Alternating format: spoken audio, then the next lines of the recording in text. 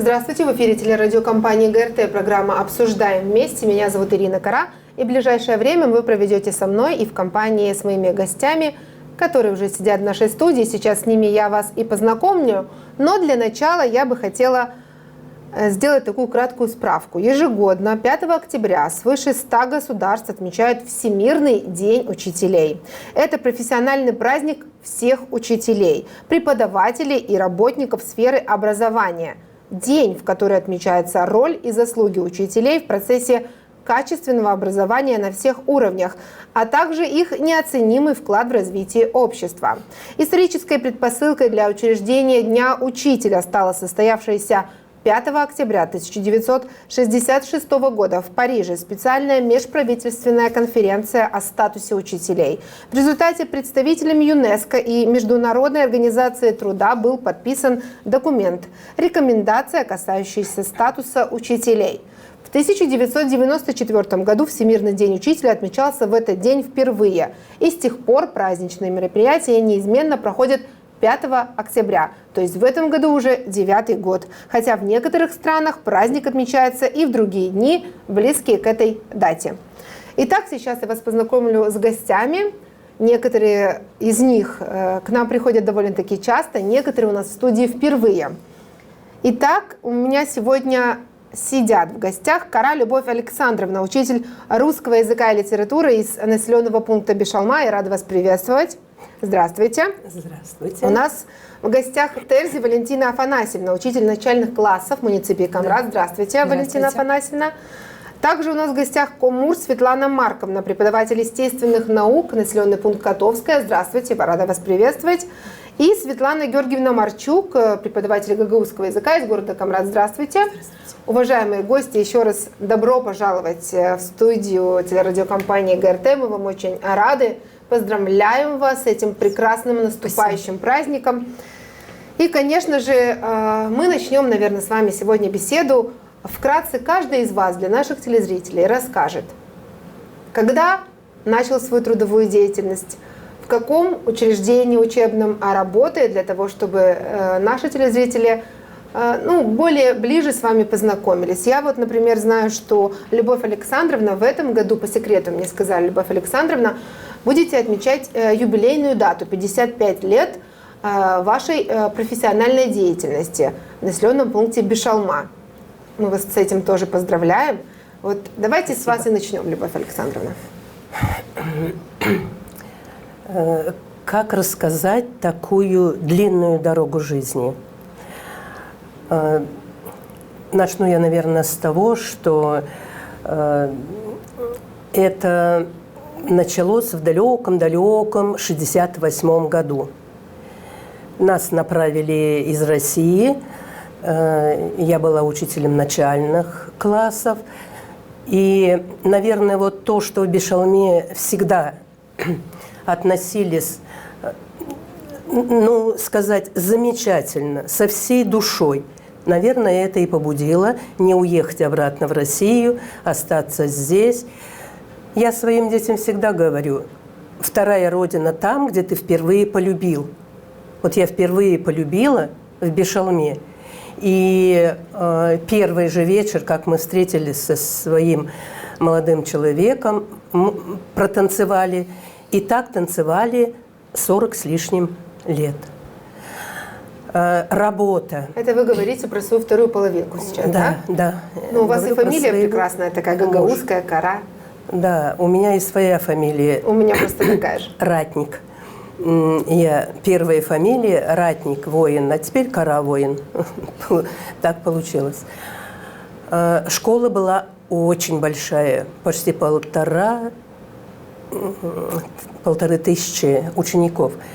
Теперь осталось, правда, около 300, и это очень печалит.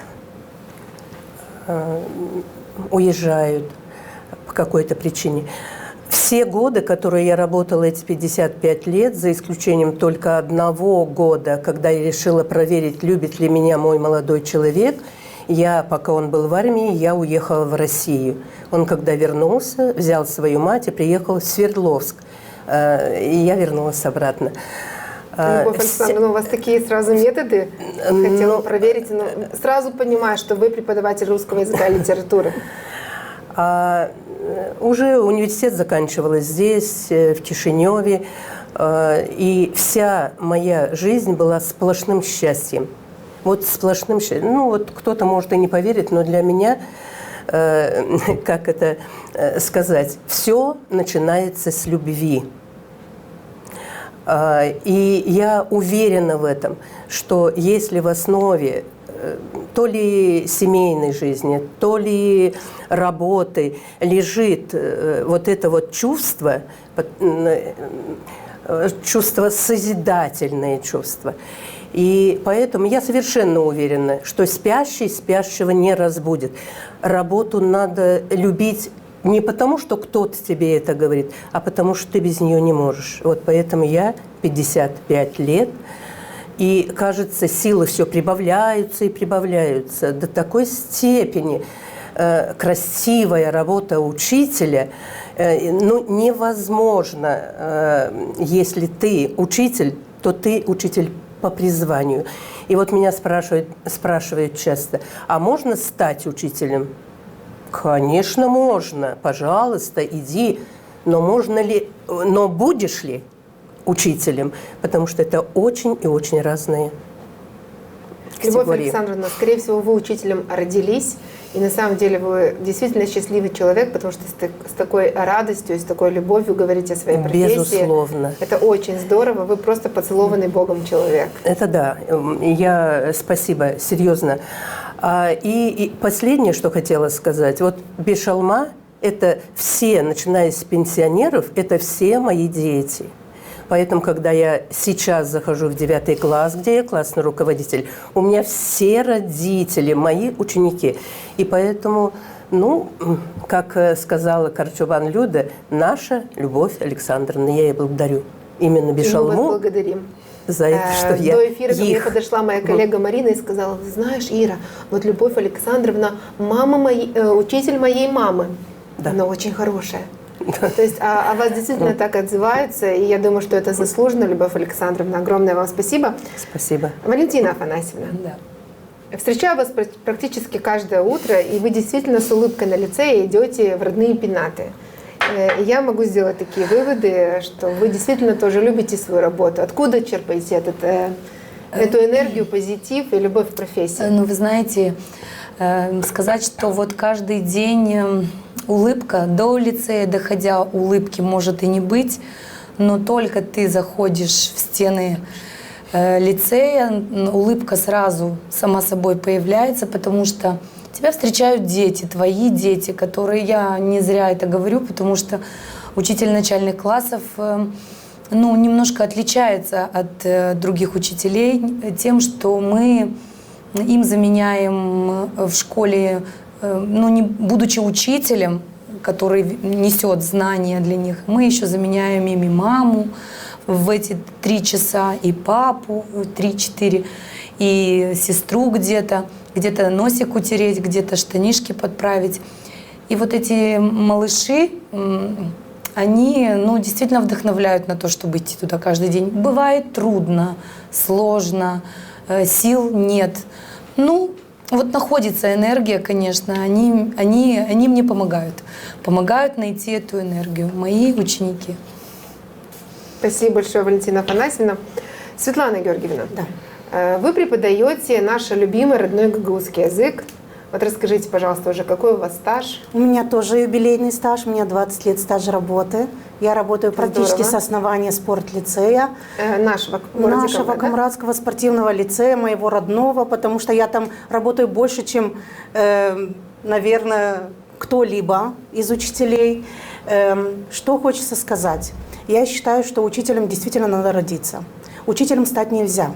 Потому что мы можем получить несколько образований, но когда ты заходишь и видишь глазки детей, это благодарные, всегда благодарные глазки детей, благодарные отгласы от наших родителей, то ты вдохновляешься. Не бывает такое, что можно устать от профессии учителя, потому что это не профессия, это жизнь. А от жизни не устаешь, от любви детской не устаешь. Это постоянные, благодарные и уважительные отношения к тебе.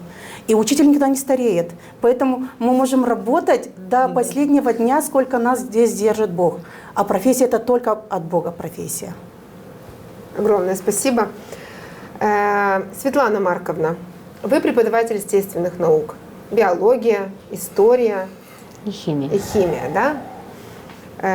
Из населенного пункта Котовская. Расскажите, пожалуйста, когда началась ваша трудовая деятельность? Я жительница села Кангас, уроженка села Кангас. Мои родители жители Кангас и Гагаузы. При выборе профессии, честно говоря, я пошла за подругами. Я не знала, куда и что, просто вот пошла за подругами, потому что химия – мой любимый предмет. Так оказалось, я закончила Тираспольский пединститут, биохимия. И для того, чтобы выработать свой стиль преподавания, я захотела в какую-то маленькую школу, а не к своим учителям. Вот так я оказалась в селе Котовское. Вырабатывая свой стиль, я нашла свою вторую половину. И вот уже 33 года я в этой школе.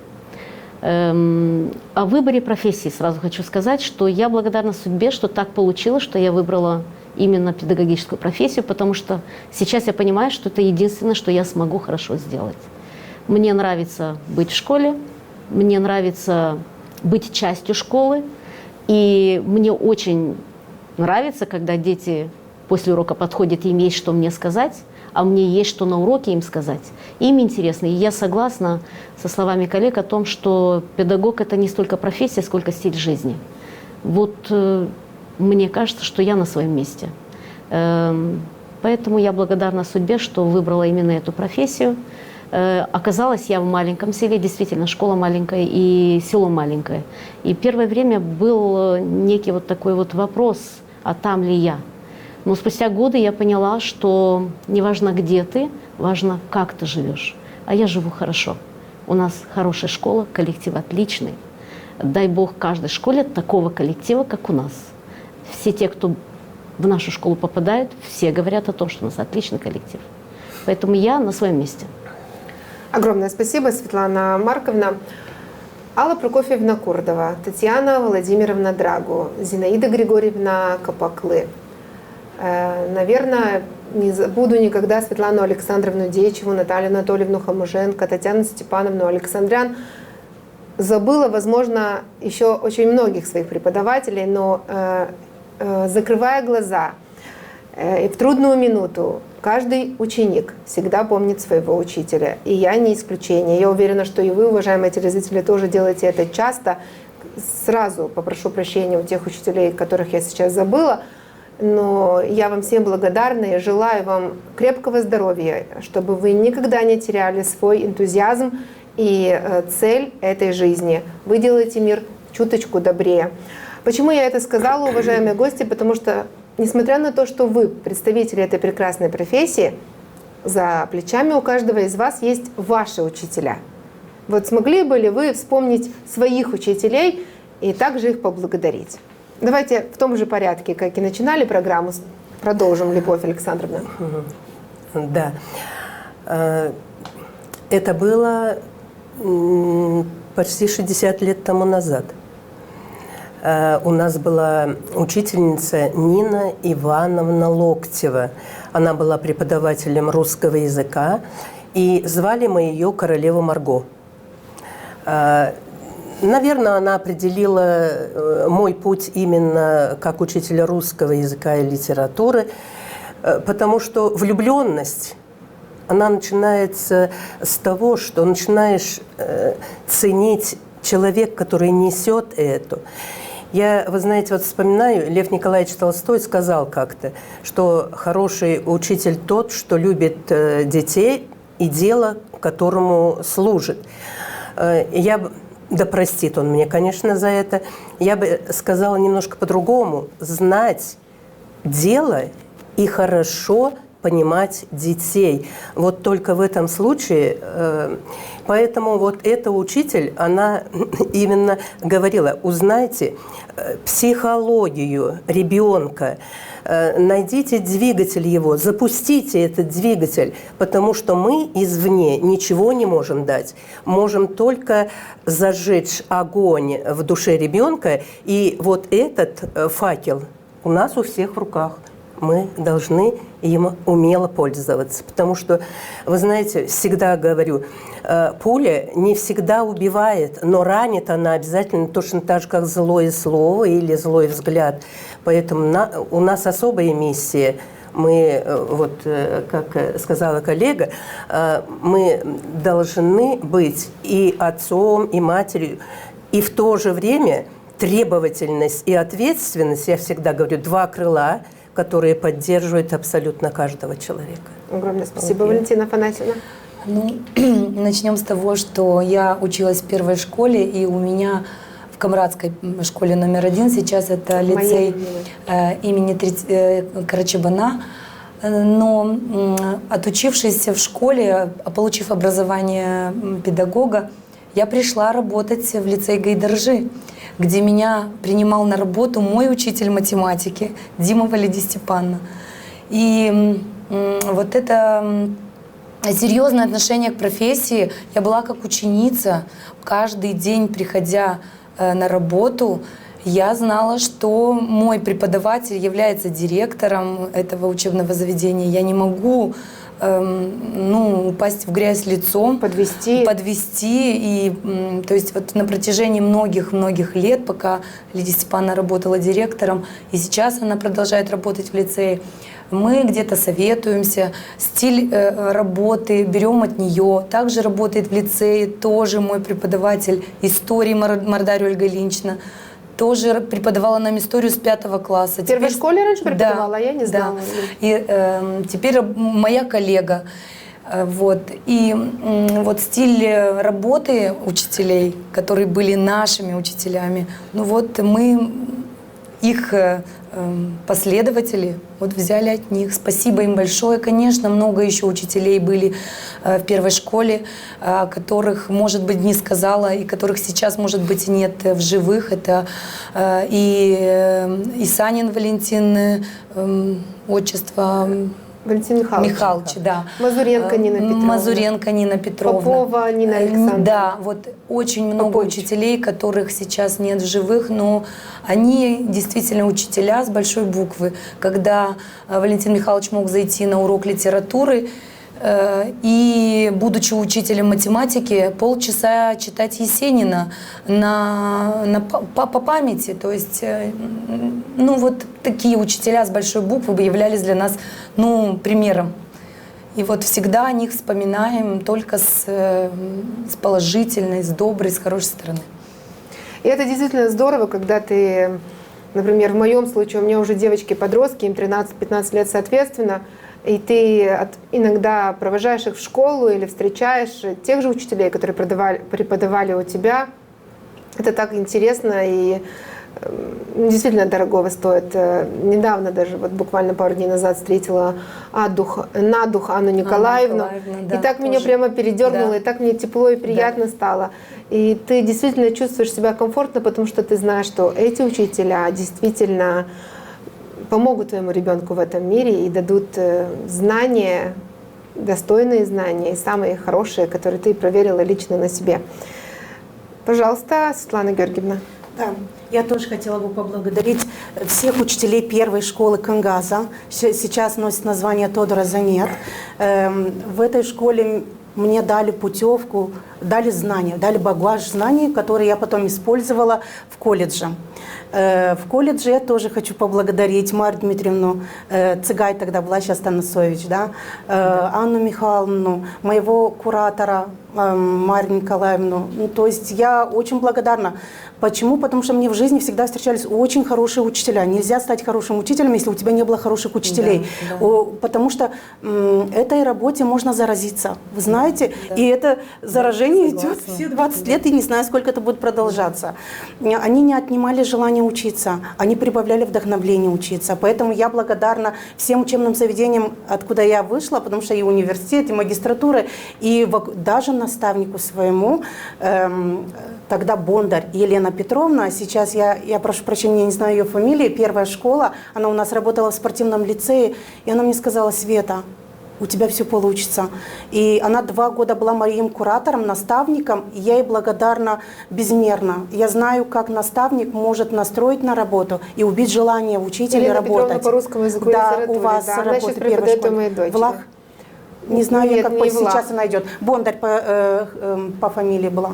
Но я ей просто передаю тоже привет и поздравляю ее с Днем Учителя, потому что она мой наставник. И она вдохновила меня. И я после нее начала вести кафедру и веду 17 лет кафедру после нее, потому что она научила работать. Большое спасибо, Светлана Георгиевна. Светлана Марковна, вам слово. Я так же, как и Светлана Георгиевна, я воспитанница Кангасской школы номер 1. Тодора Занета, да? Да, сейчас Тодороза нет, тогда эта школа была номер 1, и численность 1500 и больше. Школа огромная, большая, учителей морем много.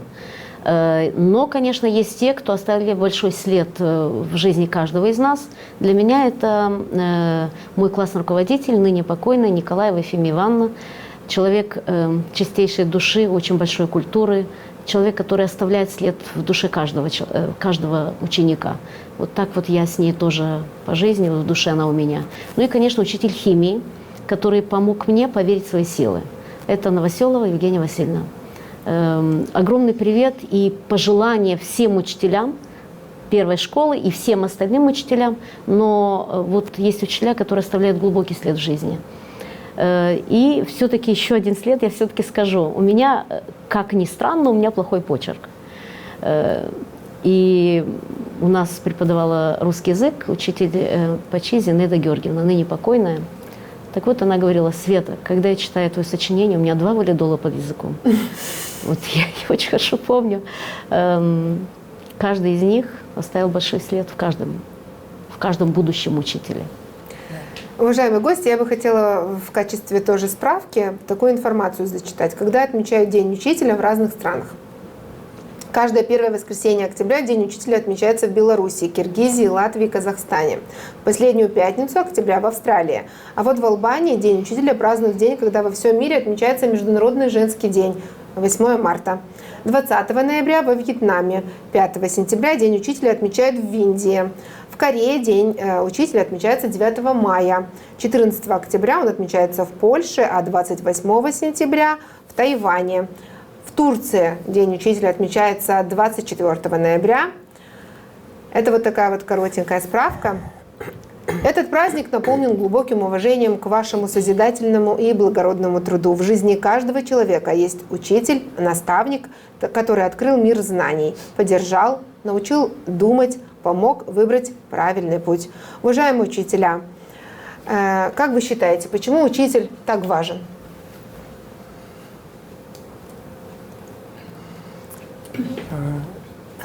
Вот сразу пришла такая мысль.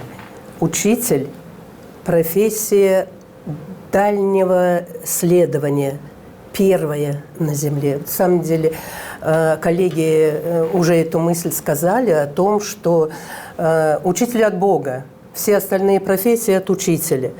И поэтому какой человек строит душу, это направление на всю жизнь. И у каждого из нас есть человек, на которого смотришь и говоришь: хочу так, хочу быть таким. И после родителей как раз мы, учителя, являемся теми путеводителями, наверное, которые направляют ребенка. Но здесь каждый родитель хочет, чтобы его ребенок попал в теплые руки. Вот. И поэтому самое главное пожелание, вот раньше на Руси профессию педагога получали люди духовного звания. То есть начинать с вот именно душевность, человечность, это определяет абсолютно дорогу каждого ребенка. И поэтому без учителя не будет ни космонавта, ни журналиста, ни президента.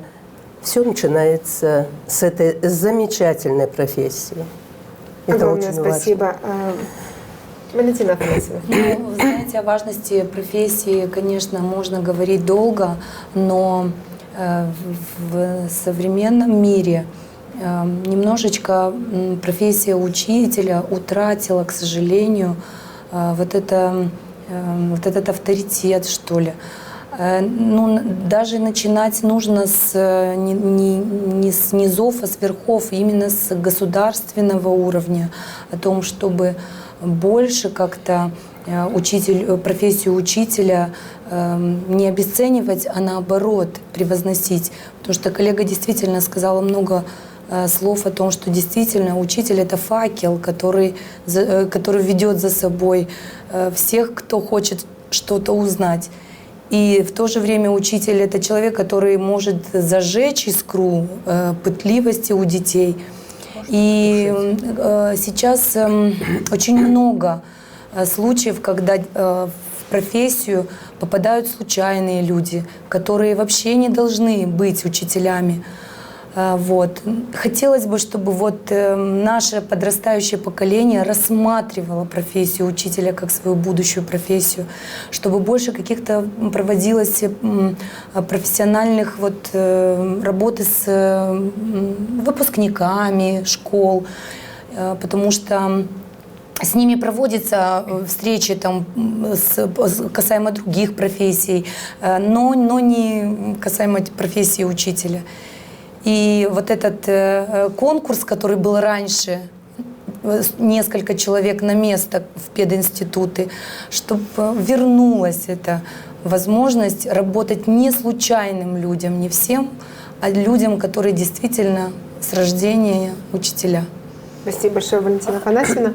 А можно, да, извините, конечно, пожалуйста, да, Любовь одно, наверное, мое раздумье. Скажите, если говорить об уважении к учителю, то можно ли взять это уважение извне, найти его? Или это должно идти из того, как мы относимся к профессии? Наверное, вот это, говорим, государство, зарплата, много вот этих причин. Но от этого уважение ни родителей, ни детей не прибавится, и поэтому все идет от нас, вот из нашей души. Да, я согласна. Детей не обманешь ничем абсолютно. Они как конечно. лазерный луч. Вот первая же встреча с глазами детей уже определяет, кем ты здесь будешь. И поэтому вот абсолютно убеждена, все начинается с тебя. И поэтому вот о случайности в профессии, я их такое называю, урокодателей, их очень много, вот такие пришли, ушли, ничего не волнует, вот что будет. Это трагедия нашего времени. Наверное, уважение начни с того, правильно ли ты, там ли ты, вот как вы сказали. Каждый ты для там? себя должен задать этот Вот, вопрос. да, это очень и очень важно. Спасибо, Любовь Александровна. Светлана Георгиевна. Да, спасибо. Я считаю, что профессия учителя – это призвание. Учитель в каждом, если мы говорим о том, что врач лечит здоровье человеку, то учитель лечит душу ребенку. Заметьте, что все таланты, которые проявляются у детей, это видят учителя. Учитель замечает талант, учитель развивает талант, учитель привлекает родителя, учитель делает из трудного легкое, учитель взращивает ребенка. И ту любовь, ту поддержку, то воспитание, которое даем мы в школе, мне кажется, что дети идут с этим вперед. Ведь каждый из нас сейчас смог вспомнить своих учителей. Наверное, это были учителя от Бога. И только учителя от Бога могут дать детям все. Душу, жизнь. И действительно мы, как Любовь Александровна сказала, мы никогда не задумываемся, зарплата. Честно, да, слава Богу, что она есть, потому что у каждого из нас есть семья. Но когда ты приходишь в школу, ни один из нас не вспоминает о зарплате. Все мы видим благодарных деток, они обнимаются. Первый раз, вот как начался ковид, мы приходим, сразу начинаем их трогать, чтобы не было температуры, потому что не всегда родители предусматривают этот вопрос. Сразу подзываем медсестру. У нас, так как дети круглосуточно, мы, уходя со школы, снова трогаем их, чтобы у них не было температуры. Я не знаю таких учителей, которые пришли, отчитали, ушли. По крайней мере, в нашем лицее таких нет, потому что у нас лицей круглосуточный лицей. И мы обязаны, просто обязаны жить этими детьми. Я так считаю. Такие приятные, добрые слова. Светлана Марковна. Ну, многое сказано. Что добавлю? Хочу сказать, что я согласна с изречением о том, что мода на образованность и воспитанность не пройдет никогда, какое бы время ни было. А вот образованность и воспитанность тянется все-таки со школы. Очень многие ребята берут пример с учителей. Поэтому мы должны быть, хоть мы обычные люди, естественно, со своими плюсами и минусами, положительными, отрицательными чертами характера, но мы должны быть для них образцом. Поэтому я считаю, что учительская профессия не должна исчезать, как бы там сегодня не говорилось о том, что грядет мир, когда интернет-уроки заменят учителя. Не заменят. Потому что учитель – это не только датель чего-то там, а он еще и душа. Душа, которая что-то зародит в ребенке, что-то заметит, что-то успокоит.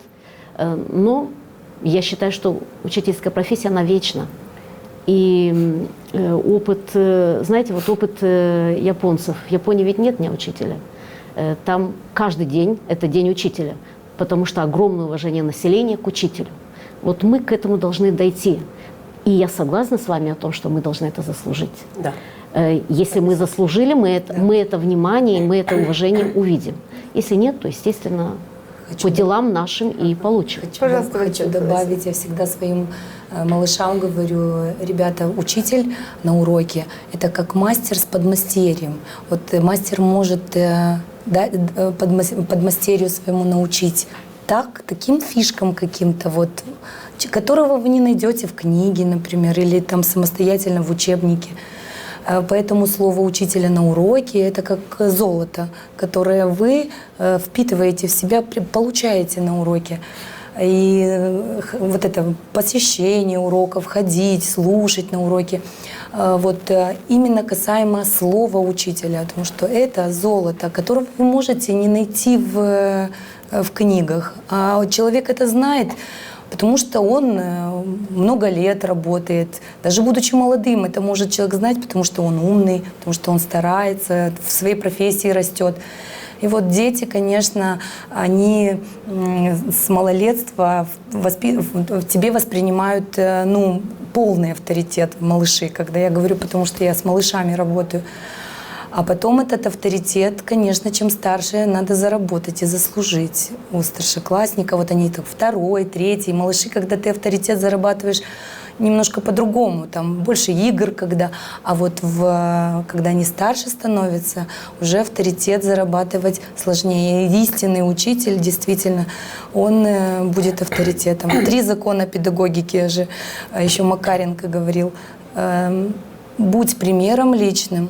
Вот какой ты пример покажешь, такие будут ученики. Второй, создай команду и сделай для детей какое-то маленькое чудо. Вот эти 3 закона и А все же, какое чудо сделали дети для вас? Вот я знаю, что еще на своем опыте, когда была школьницей, мы всегда к этому дню старались, приукрасить фойе или украсить кабинет, или встретить учителя, например, у ворот, где он проживает, и провести его в этот день в школу. Вот можете ли вы вспомнить какие-то курьезные поздравления, интересные поздравления, которые запомнились? А может быть, были отдельные ученики, которые всегда поздравляют, не забывают. Вот что каждому из вас в первую очередь приходит на память? Прошлый год сразу. Самый ближайший, Самый близкий, ага. Мы подходим к школе, и у нас длинная дорога, вход, она вся дорожка усыпана лепестками роз. Стоят при входе ученики с небольшими букетами, и каждого учителя встречают с небольшим букетом. Я не говорю об отдельности. Мои дети всегда очень внимательны, и родители очень внимательны. Но вот эта картиночка, она создает особое ощущение. Это вот надо придумать было, это надо каким-то образом. Ну, обычные поздравления, которые каждый учитель получает от своих детей. Я всегда говорю о том, что вот мы есть коллектив единомышленников, и мы все вместе, в сумме, делаем все, что возможно. У нас тоже коллектив, вот, но просто таких людей, как будто приходишь в семью, вот чтобы с тобой не было, давление у тебя поднялось, или что, заходишь, вот эти дети, вот эти глазенки, это технический персонал, который поприветствует. Мы заходим в учительскую вот, на всех языках, на всех языках. Вот эта теплота, она и от детей, от родителей, а коллектив единомышленников, вот это только и дает результат. Спасибо Вообще большое. здорово. Лепестки роз. Да, и так здорово, что наша программа выходит в канун этого прекрасного праздника. И я надеюсь, что многие возьмут на заметку такие сюрпризы для своих учителей. Лайфхаки, да? Как за идею. Лайфхаки, да. Ну, у нас в лицее Гайдаржи это ежегодно, у нас целая программа, работает школьный парламент, и, конечно, старшеклассники, будучи в школьном парламенте, руководят более младшими своими коллегами в парламенте. Они и с вечера готовят, потому что дочь моя там тоже в парламенте, и мама, я иду, и до 8-9 вечера они каждый кабинет оформляют в доску, пишут приятные слова, а на двери, вот учитель, когда зайдет, вот при входе, то есть пишут именно персонально каждому учителю пожелания на бумажке, то есть учителю математики свое, учителю физики свое, зная, кто в каком кабинете работает. А те учителя, у которых нет кабинетов, их ждет это в учительской. То есть дети очень серьезно к этому готовятся и тоже встречают на ступеньках, выходят рано из дому, потому что есть учителя, наш директор приходит в школу, как и любой, наверное, директор в 7 утра, поэтому они должны первого его встретить. Поэтому малыши по-своему поздравляют их искренне, вот это какую-то записочку на стол своими руками, там сердечко, и пишут своими, вот это самое приятное. У меня, наверное, уже я собираю их. Они могут даже вот конфетку, которую там стекляшку, вот засунуть вот своими руками подарок, в эту открыточку написать своими руками и поставить. И не пишут. И даже было такое, что написал аноним. Вот прям написал аноним. Я говорю, очень приятно. Вот такие какие-то мелочи. Ты понимаешь, что ты на своем месте. И вот приятно, конечно, очень приятно, до слез. И потом читаешь это, и девочка одна даже написала стихотворение, она сама пишет, и вот она решила, села на перемене, и вот у нее вдохновение, она пошла там про урок математики писать, потом там про урок русского языка. И тут и до меня дошла очередь, и вот она и мне посвятила. Можно, говорит, я прочитаю Валентина Афанасьевна стихотворение? Я говорю, конечно. Вот она вышла перед классом и прочитала его. Приятно. Очень приятно. Ты понимаешь, что ты не зря живешь. Да, это такие нематериальные ценности, но они самые Да, приятные. они очень приятные. Спасибо большое, Валентина Афанасьевна. А у нас есть еще одно звено в школе. Вот есть учительское звено, воспитательское звено и тренерское. И воспитательское звено, оно работает после обеда с 2 до 9 вечера. И воспитатель дал задание, в прошлом году тоже, дал задание, чтобы они сделали открыточки для учителей. И она курировала, так как она у нас была учителем ИЗО до сих пор. И сделали дети достойненько. Она приклеила красивые слова, потом говорит, вы подпишите, какому учителю дадите, и завтра подарите. Она не прокурировала, кому они подписали. Так там больше полкласса. Я прошу прощения у остальных учителей, они написали меня. И я собрала вот такую стопку. Я не в курсе, что всем остальным ничего не досталось. Я прихожу, говорю, посмотрите, что на 5 класс подарил. Они так смотрят, они даже не понимают, о каком поздравлении вообще идет речь. И вот это было для меня очень интересно. И еще у нас был стенд пожеланий. И когда они так листики заклеенные, и каждому учителю потом раздали. И когда посмотрели, у меня целая стопка, ну, у некоторых учителей как получается, да, а у меня целая стопка. И это было тоже очень интересно. Один ребенок от себя сделал грамоту. Грамоту перевел русское стихотворение на гагаузский язык, еще постарался Рифму, да? То, что рифму, это точно, чтобы уловить мой стиль ведения урока. И обязательно, чтобы я заметила, что я там. Это не просто взятое из книжки стихотворение. Для меня это было очень показательно. Да, Если бы я знала, как бы, что будет такой вопрос, я просто показала, там очень интересно. Я прям прослезилась, потому что это было что-то для меня вау. Большое спасибо, Светлана Гавриловна. Светлана Марковна. Ну, наша школа сильна своими традициями. И помимо турпохода двухдневного, Дня здоровья, у нас в том числе есть и свои традиции ко Дню учителя. Это уже давно сложилось, даже не помню сколько лет, но давно. В День учителя 9 класс выпускной класс, они берут на себя украшение фойе первого этажа, второго этажа. Они распределяют между собой учителей. У каждого букет, и каждый встречает учителя на половине дороги до школы. Берут сумку под ручку, проводят до школы. Затем целая концертная программа. Плюс каждый класс, в тех классах, у тех учителей, где у них уроки, они что-то интересное придумывают. Кто-то придумал что-то типа медальона, кто-то ручку с пакетиком кофе, кто-то конфетки, ну, много всего. Это целая история традиций. Но, конечно же, запомнился мне мой прошедший выпускной класс.